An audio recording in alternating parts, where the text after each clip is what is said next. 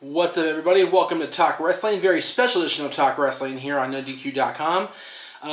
This week's not going to be about questions. This week's going to be about a review, a long overdue review. I was not with Aaron on Sunday when he watched Summerslam here at NoDQ Studios, so I didn't have a chance to watch the show with him, so we didn't do our usual monthly review together. So I figured I would take the time, have a seat here in front of the camera, and talk about NXT Takeover Brooklyn and SummerSlam, and give you guys my thoughts on those two shows, as well as a little bit about Raw. We'll talk about Raw too. I know you guys are itching to hear my thoughts on Raw. We started out in Brooklyn on Saturday night with NXT Takeover. The first matchup was on the broadcast. I guess the other matches that were taped are going to be on NXT this week on TV on the WWE Network, so be on the lookout for those 4 matches. Jushin Thunder Liger made his long-awaited WWE in-ring debut against Tyler Breeze, won over Tyler Breeze. Not really surprised at the outcome. I figured Liger would win. I am surprised at how... trying to think I put this without pissing people. It's not gonna work. It didn't. I don't think the match itself really measured up to expectations. It was good. It was very good even, but it wasn't great like it could have been. I don't know if Liger was holding back or if Breeze. I don't know. It seemed to me that there was something missing from that match. I don't know if it was like the big spot that didn't happen or what it was. It just, for me, there was something lacking in that match. It was a good match, but it wasn't a great match. But no surprise that Liger won over Tyler Breeze. The next match proved to be a big hit with the fans. It was the Vaudevillains winning the NXT Tag Team Championship over Blake and Murphy. The surprise addition of Blue Pants, aka Leva Bates, to the mix in the corner of the Vaudevillains to counteract the interference of Alexa Bliss. I kind of figured it'd be Blue Pants, to be honest with you. They haven't really done a whole lot with her as far as a big-time angle on NXT TV. And they needed somebody that wasn't already involved in something to counteract Alexa. They had... Carmella had a match that night. Eva Marie had a match that night. You had the women's title match. You had the Fatal 4-Way Divas match. So somebody had to give as far as being the point to the counterpoint of Alexa Bliss. And Blue Pants was the only viable option. And she did very well in that role. She did her job. She made sure Alexa didn't get involved. And we have new NXT Tag Team Champions.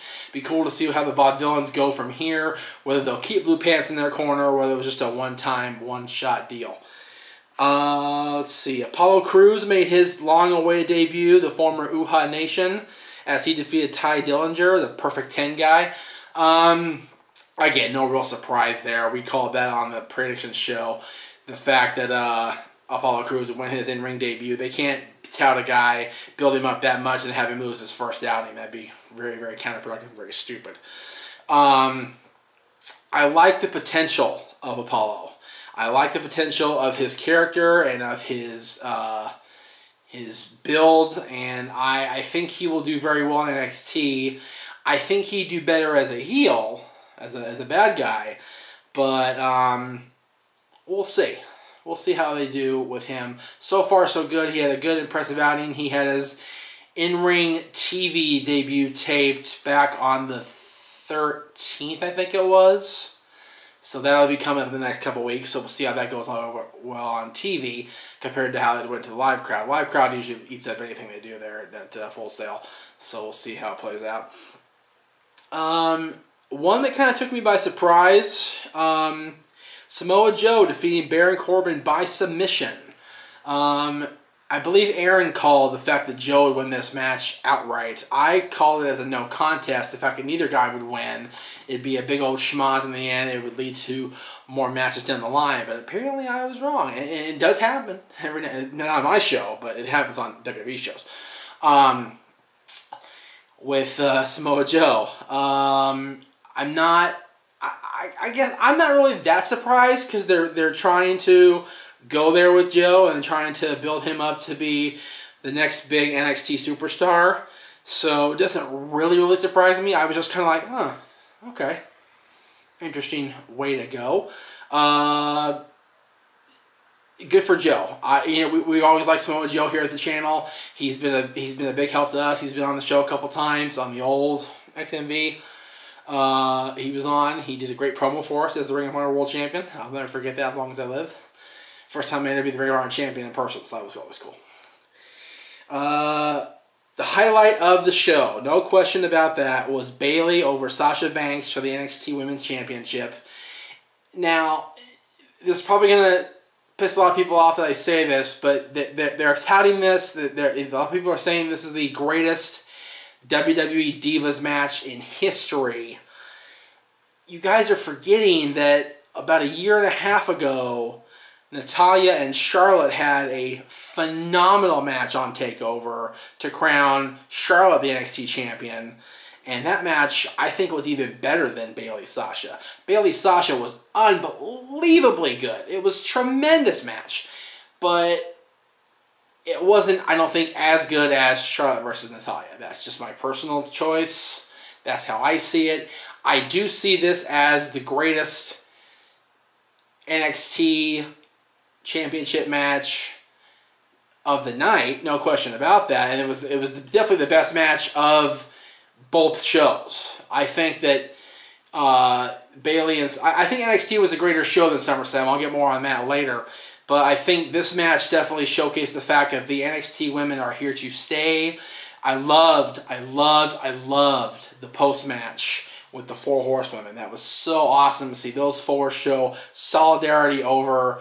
You know, it was a very Click-like moment, because when the Click did that in '96, it was taboo. It was horrible. But when the 4 horsewomen do it, it's awesome. It's hip. It's cool. It's like, ooh, they're showing solidarity over the business. That's awesome. And it's not over the business. It's the fact they're showing solidarity as a unit, as the fact that those 4 girls, Sasha Banks, Bayley, Charlotte, and Becky Lynch, are the ones that are leading the charge of this big old Divas Revolution that we've been talking about for a few months now. Those 4 ladies are the cream of the crop. They are the top ladies in the industry, if WWE for sure, if not the whole industry. They're awesome. And no surprise, in the main event of NXT TakeOver Brooklyn, Finn Balor defeats Kevin Owens in a ladder match.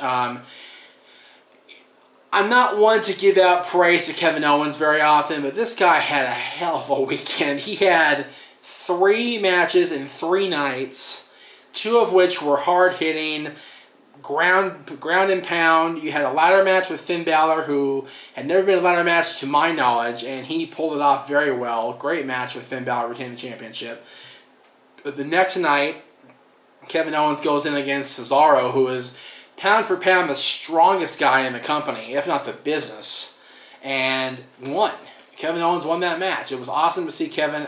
Again, I'm not a big fan of Kevin Owens personally, but I am a fan of his in-ring work, and he did very, very well over the weekend, and he was just unbelievable. He was the MVP of the weekend, in my opinion. Besides the girls. All right, SummerSlam. Sheamus over Orton. Doesn't really matter. Do we really care? Aaron, does anybody care about Sheamus Orton anymore? No. No? Okay. Just making sure. He's busy working. I'm bugging him. Nobody cares. So, moving on. Oh. And what I'm sure made Aaron so happy, the New Day won the tag titles. Stop it. Ugh. You know, if Kevin Owens wasn't the MVP of the weekend, then the New Day was. And these guys, the Fatal 4-Way Tag Team title match was unbelievably well produced, well done, well executed, and New Day came out on top. I love the finish. I absolutely love the finish where Titus hits that big move with everybody else off the top rope. Kofi blind tags himself in off of Titus. Titus doesn't even pay attention and notice it. He hits the big spine buster. Kofi knees him into next week. Big E takes out Titus, and then Kofi covers, I believe it was either Kalisto or Sin Cara, and gets the tag titles back for the New Day. I'm not a fan of New Day, but I liked the finish. It was very well done. This one kind of surprised me, the double countout between Dolph Ziggler and Rusev. I get the need to build it further and maybe toward a mixed tag team match coming up at Night of Champions on September 20th. But to have a complete non-finish is one of those, it's like, it leaves a bad taste in your mouth. At least let one or the other win by countout or by disqualification. If Rusev had been disqualified, that would have been fine. If Dolph had been able to escape and make it in but before the 10 count, that would have been okay. It almost looked like it was a botch because Dolph seemed legit upset that he didn't make it before the 10 count. But that's just Dolph selling, I guess. But we'll see what happens as we progress toward Night of Champions. Maybe we'll see these four in a mixed tag team match. But the finish for me left me a little bit desired, I guess. No real surprise here in Stephen Amell and Neville defeating Stardust and the Cosmic King, King Barrett. No real surprise also that Barrett took the fall once again. I'm begging somebody to let Barrett win a match. I granted he can't win at SummerSlam. But, you know, let Stardust take the fall. Let Amell get the pin. If you want to build Neville, then put him in a one-on-one match. The whole point of that match was to have Amell and Stardust get their jollies out, I guess. That's a weird way to say it. But they got Neville get the pin over Barrett in a match that really wasn't even theirs. Neither one of them. That match was supposed to be about Stephen Amell and Stardust. So we'll see if we go forward and see more of the Green Arrow versus the Prince of Dark Matter. We'll see if that continues on. Ryback retained the Intercontinental Championship over the Big Show and The Miz. This one legitimately surprised the hell out of me. I was watching with my dad, and I was just damn sure that The Miz would somehow, some way sneak in there and get a victory and walk out of Brooklyn with the Intercontinental Championship, or at least walk into Raw with the Intercontinental Championship, maybe lose it the next time like he did before. But I was wrong. Ryback gets the surprise win. It's a surprise to me anyway. Big Show knocks Miz out, and then Ryback picks up the scraps. Very, very un-Ryback-like win. It was just very, very weirdly laid out and very, very weirdly executed. That's the way I saw it. Roman Reigns and Dean Ambrose defeat Bray Wyatt and Luke Harper. This one, again, you know, the former Shield brethren needed to get their big win over the Wyatt family, and they did. Of course, we all saw the next night on Raw, the debut of Braun Strowman. Is that how I say his name? Braun Strowman. This guy looks like he'd be Earthquake's, like, gigantic offspring. This guy is huge and he's wide. This is going to be something where, if they do bring back Eric Rowan, I wonder if he'll be on the side of the Shield now. Maybe he'll join up with Reigns and Ambrose. Interesting to see how that will play out. But I liked that Reigns and Ambrose got their win at SummerSlam. They needed that. They needed the win on pay-per-view, and then to have the story continue the next night with the debut of Strowman, it only takes us further. So it'll be a good way to see how this will lay out and be executed the next 4, 5, 6 weeks. It'll be really awesome to see how it all unfolds.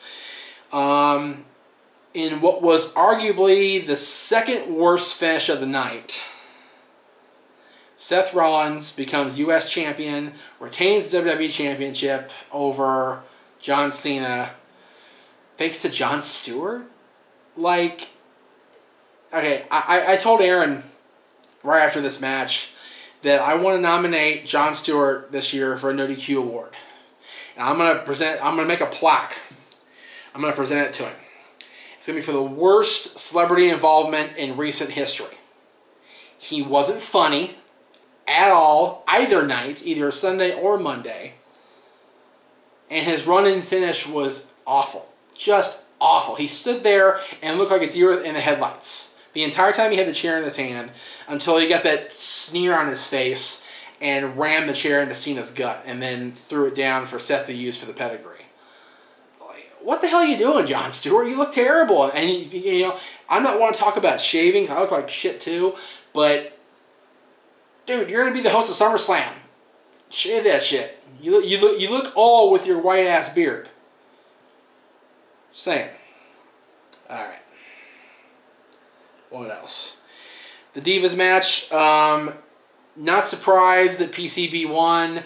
Even less surprised that Team Bad was the first team eliminated. I didn't like the fact that it was one pin eliminates the entire team, but I understood because of the time constraints that they had to do something like that.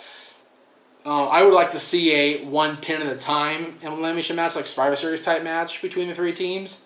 But again, you know, you only have so much time on a pay-per-view, even though it is 4 hours. My God, 4 hours. It took forever. I mentioned earlier that Owens beat Cesaro in a hell of a match.